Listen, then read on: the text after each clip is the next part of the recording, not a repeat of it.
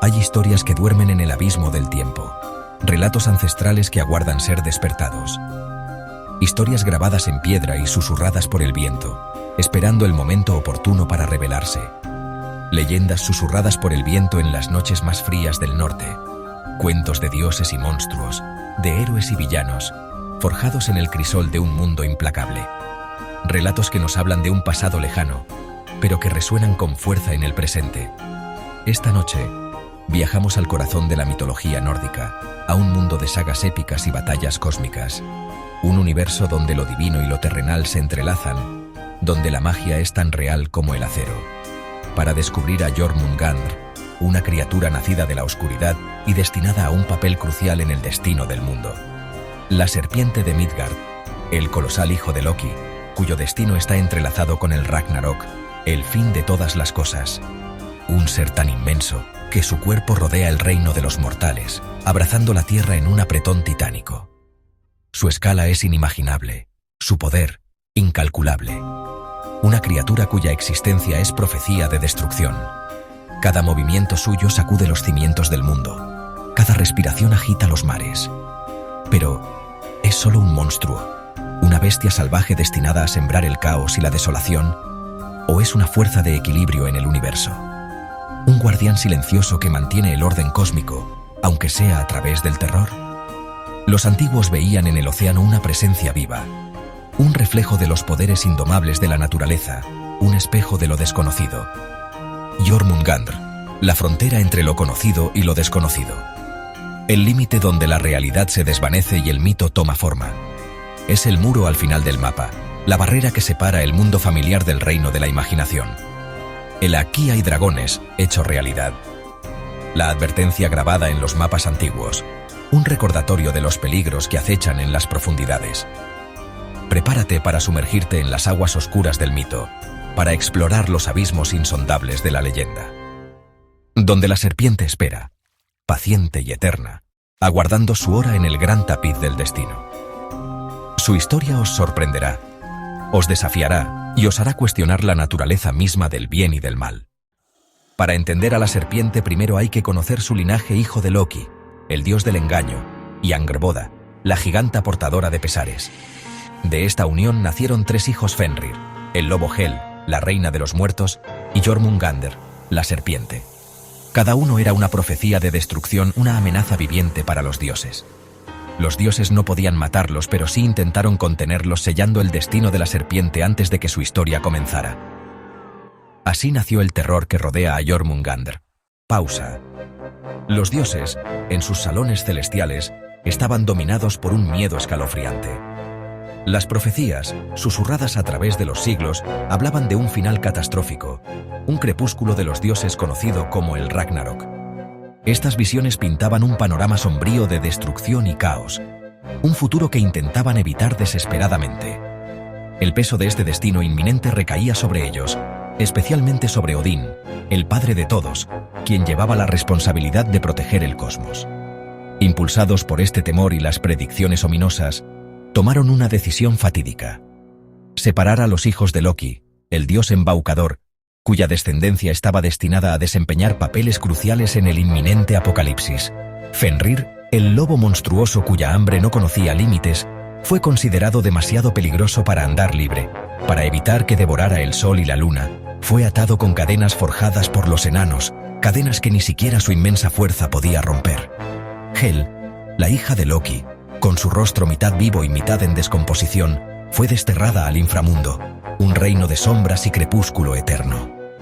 Allí se convirtió en la soberana de los muertos, gobernando sobre las almas que no murieron con gloria en batalla.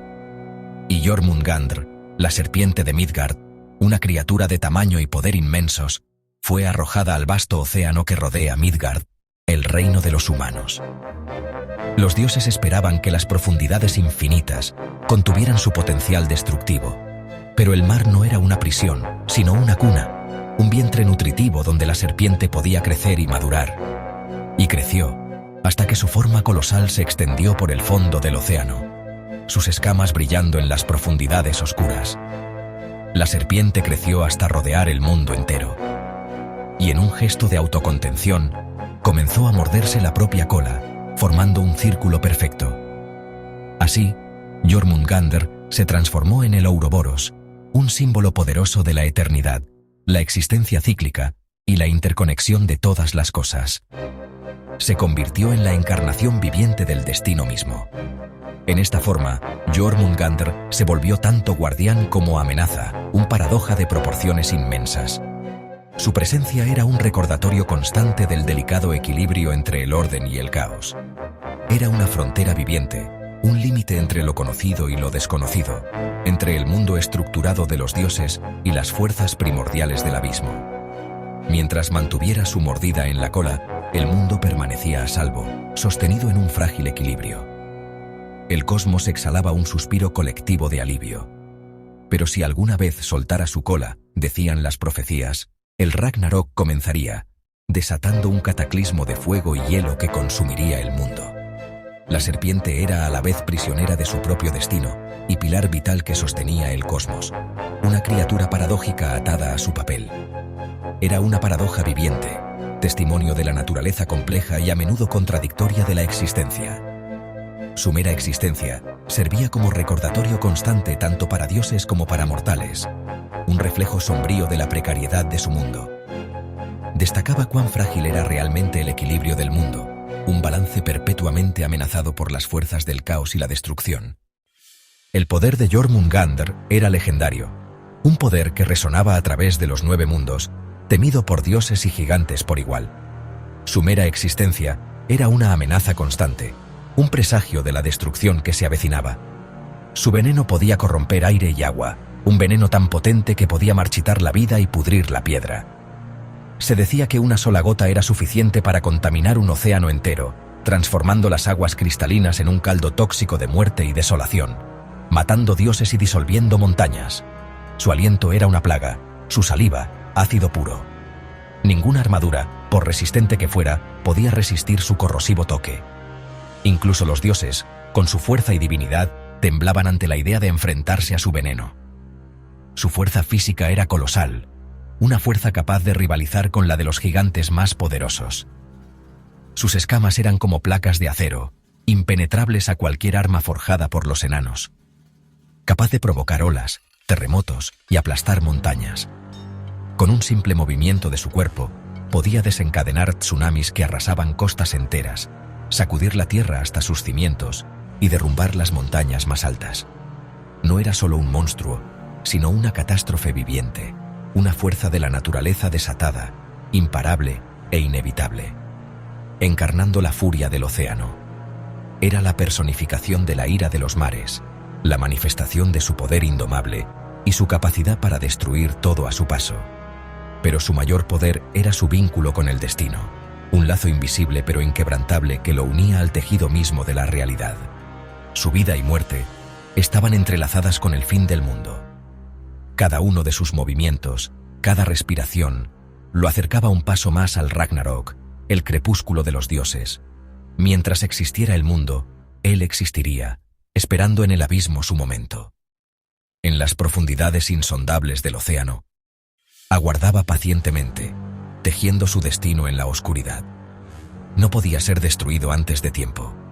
Era parte esencial del ciclo cósmico. Su existencia era necesaria, un componente crucial en el equilibrio del universo. Su liberación sería la llave del Ragnarok. El día en que se liberara de su prisión oceánica marcaría el comienzo del fin, el inicio de la batalla final entre dioses y monstruos. Jormungandr era más que un enemigo. Era el destino hecho carne. Era la profecía viviente, el presagio inevitable de la destrucción que se avecinaba, un recordatorio constante de que incluso los dioses más poderosos no podían escapar a su destino final.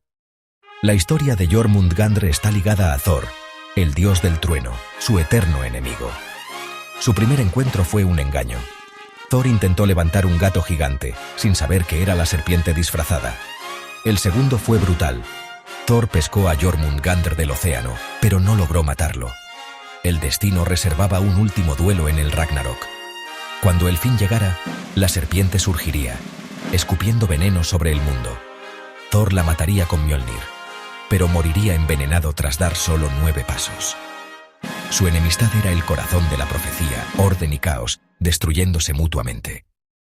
Así, ambos sellarían el destino del mundo.